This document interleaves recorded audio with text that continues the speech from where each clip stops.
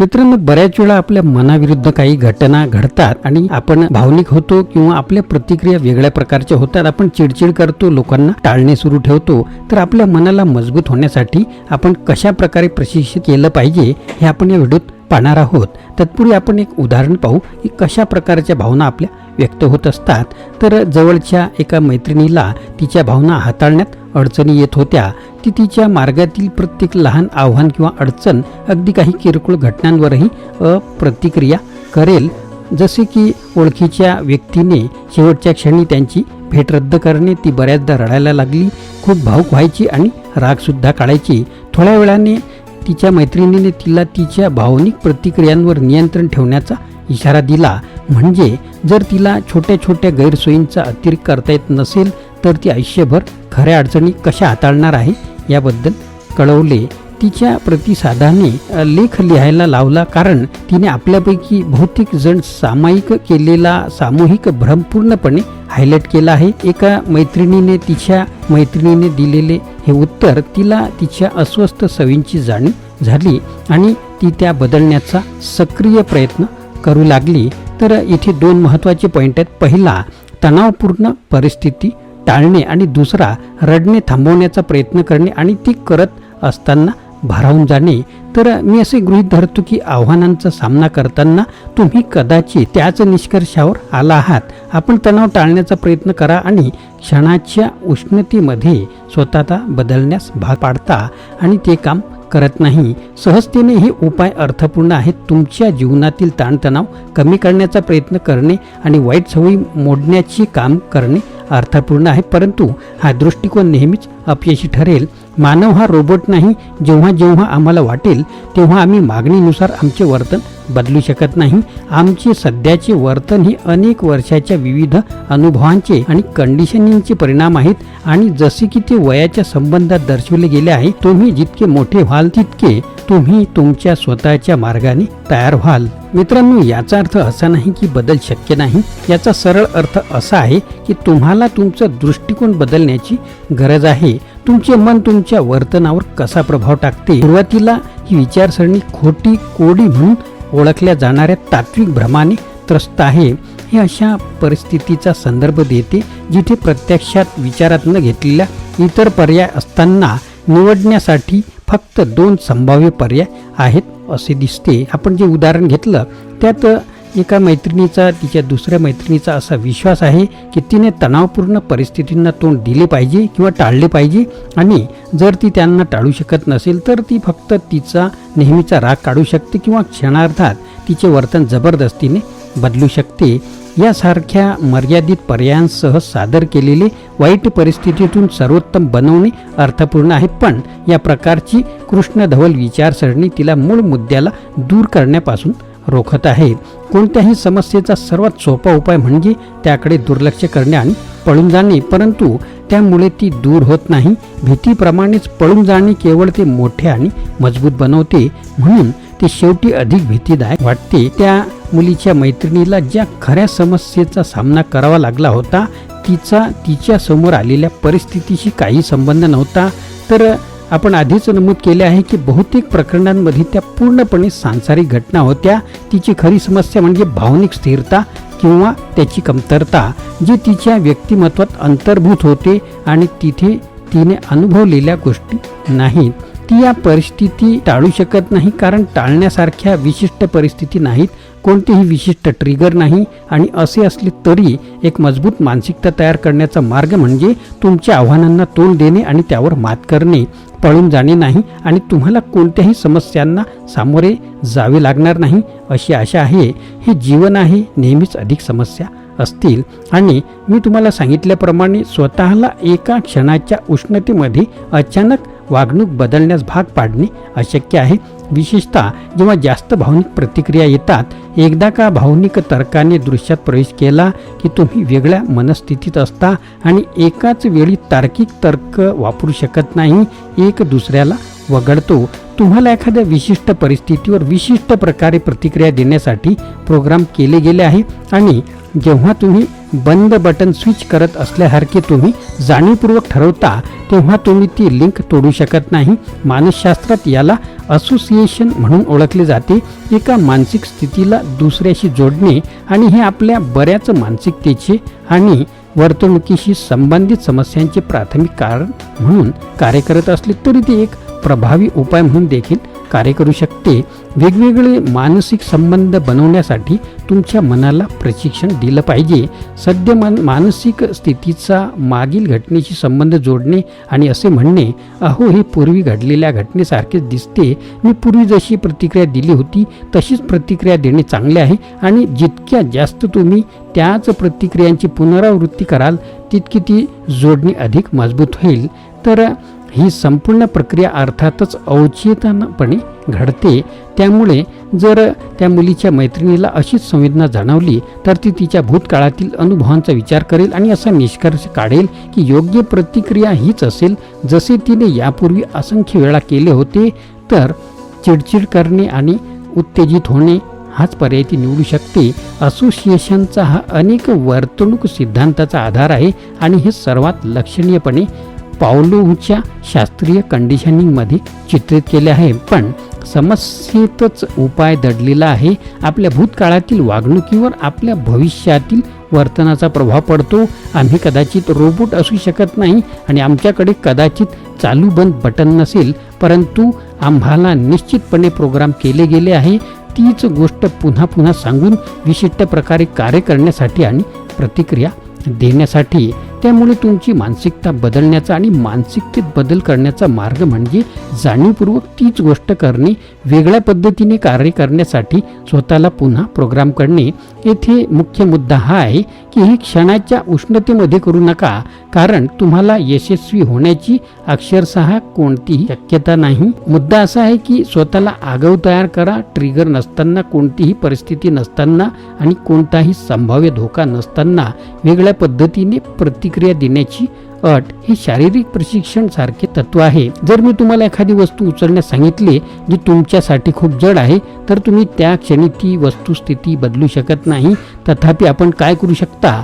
Weight लिफ्टिंगमध्ये वेळ घालवणे आणि आपण उचलण्यास सक्षम असलेल्या जास्तीत जास्त वजनासाठी हळूहळू आपला उंबरठा वाढवणे. म्हणून जेव्हा मी तुम्हाला तीच वस्तू पुन्हा उचलायला सांगेल तेव्हा तुम्ही तयार व्हाल, कारण तुमची आधीच तयारी झालेली असेल. ॲरिस्टॉटल कथित म्हटल्याप्रमाणे आम्ही तेच आहोत जे आपण वारंवार करतो. तेव्हा उत्कृष्टता ही एक कृती नसून एक सवय आहे. तुमची मानसिकता बदलण्यासाठी हेच लागू होते. जर तुम्ही समस्या टाळत असाल आणि जीवनातील संकटांना लवचिकता निर्माण न केल्यास जेव्हा ते अपरिहार्यपणे उद्भवतात तेव्हा तुम्ही अप्रस्तुत राहाल. परंतु जर तुम्ही जाणून बुजून स्वतःला अस्वस्थ परिस्थितीत ठेवले आणि तुम्हाला गरज नसताना तुमच्या मर्यादा तपासल्या तर तुम्ही वास्तविक जीवनात अशाच आव्हानांना तोंड देण्यासाठी तयार असाल. मनाचे प्रशिक्षण, अंधाराच्या भीतीवर मात केली पाहिजे. मी आताच्या तुम्हाला जे काही सांगितलेले आहे ते वैज्ञानिक होते आणि तुमचे समस्येचे निराकरण केले नाही. मानसशास्त्रात कशाला म्हणतात किंवा किती लोक म्हणतात ते खरे आहे याची आपल्याला पर्वा नाही. हे तुम्हाला कसे मदत करू शकते हे तुम्हाला पाहायचे आहे. बरं, मला कशी मदत झाली ते येथे आहे. मी कृतींमध्ये वर्णन केलेली सर्व तत्त्वे पाहण्यासाठी तुम्ही माझे व्हिडिओ वेगवेगळे पाहू शकता. मी लहान असल्यापासून मला अंधाराची प्रचंड भीती वाटत होती. दिवे बंद होताच माझी कल्पकता जंगली धावू लागली आणि मी अतिशय ज्वलंत वातावरणात भीतीदायक परिस्थिती प्रकट करेन. यामुळे साहजिकच सतत चिंता, भीती आणि असुरक्षिततेची भावना आणि भरपूर झोप न लागणाऱ्या रात्री अशी परिस्थिती व्हायची. ही भीती माझ्या मनात खोलवर रुजलेली असल्याने मी माझ्या किशोरवयीन वर्षात वाहून गेलो. जसे जसे मी मोठा होत गेलो तसतसं मला अंधाराची भीती वाटत नव्हती. परंतु तरीही जेव्हा जेव्हा मी गडद वातावरण असेल, विशेषतः मी एकटा असेल, तेव्हा मला खूप चिंता आणि अस्वस्थ वाटत होते. वर्षानुवर्षे मी माझ्या मनात एक असोसिएशन पॅटर्न तयार केला. तो कोणता? अंधार, अस्वस्थता आणि भीती. पुन्हा एकदा सांगतो, अंधार, अस्वस्थता, भीती असा एक तो पॅटर्न बनत गेला. तार्किकदृष्ट्या मला माहीत होते की तेथे काही नव्हते आणि मला धोका नाही. तरीही प्रत्येक वेळी जेव्हा मी स्वतःला अंधुक प्रकाशमय वातावरणात दिसलो तेव्हा माझे मन मी पाहिलेल्या प्रत्येक भयपट चित्रपटाकडे झेप घेते आणि मला एका चुकीच्या वास्तवाची खात्री पटवून देते ज्यामध्ये भयानक गोष्टी घडणार होत्या.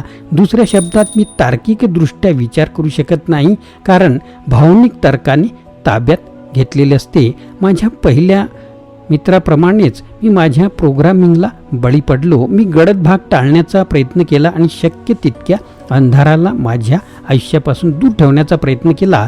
एकदा मला हे शक्य नाही हे समजल्यावर मी स्वतःला पटवून दिले की पुढच्या वेळी अंधार पडेल तेव्हा मी घाबरून सोडून देईन. अर्थात त्यातले काहीही काम झाले नाही, परंतु मी माझ्या परिस्थितीकडे वस्तुनिष्ठपणे पाहण्याचे ठरवले आणि मी गेल्या अनेक वर्षांमध्ये तयार केलेला मनोवैज्ञानिक नमुना ओळखला.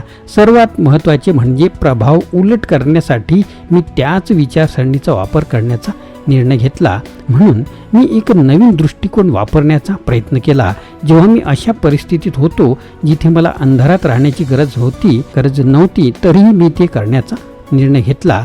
मी माझ्या इमारतीचा जिना उतरत होतो तेव्हा मी लाईट चालू केली नाही. घरी जाताना मी रस्त्यावरच्या दिव्याखाली जाऊ शकलो, तर मी गल्लीच्या अंधाऱ्या भागात राहिलो. जेव्हा मी घरी एकटा असतो तेव्हा मी अंधाराच्या काठावर उभा असेन, त्याकडे टक लावून पाहत असे आणि इतर 3 दिशांनी माझ्याभोवती प्रकाश असतो. पुढच्या वेळी मी अंधारात 1 पाऊल पुढे टाकले, त्यानंतर वेळ 2 पावले. मला हे कळण्याआधी मी एका अंधाऱ्या खोलीच्या मध्यभागी होतो, ज्याच्या भोवती संपूर्ण अंधार नव्हता आणि मला आश्चर्यकारकपणे ते ठीक होते. मी माझे मन कसे संबंध बनवते याचे ज्ञान वापरले आणि ते एक्सपोजर थेरपीच्या स्वयं लागू स्वरूपासह एकत्र केले. चिंता विकारांवर उपचार करण्याचा एक लोकप्रिय मार्ग, ज्यामध्ये तुमच्या त्रासाचे कारण हळूहळू स्वतःला उघड करणे समाविष्ट आहे. तू हे करू शकतोस का? तर तू नक्कीच करू शकतोस. तुम्हाला फक्त हे लक्षात घेणे आवश्यक आहे की ते सोयीस्कर होणार नाही, परंतु हा संपूर्ण मुद्दा आहे. मी पहिल्यांदा यापैकी कोणती गोष्ट केली तेव्हा ते खूप अस्वस्थ होते. त्यावेळी मी ज्या सर्वात भयंकर गोष्टीचा सामना केला त्यापैकी ती खरोखरच एक होती. परंतु मी जितके अधिक माझ्या भीतीला सामोरे जाऊ लागलो तितकाच एक नवीन पॅटर्न तयार होत गेला आणि लवकरच मी अंधाराचा भीतीशी संबंध जोडणे बंद केले. आता जेव्हा मी झोपायला जातो तेव्हा मला अजिबात अस्वस्थ वाटत नाही. मी हॉरर चित्रपटांचा विचार करत नाही किंवा खोलीभोवती भीतीदायक आकार शोधत नाही. माझी मानसिकता बदलली आहे आणि त्यासोबत माझी समज, आरोग्य आणि वैयक्तिक आनंदही बदलला आहे. जरी माझ्या कथेने एक उदाहरण म्हणून भीती वापरली तरीही ही पद्धत तुम्हाला त्रास देणाऱ्या कोणत्याही गोष्टीवर लागू केली जाऊ शकते.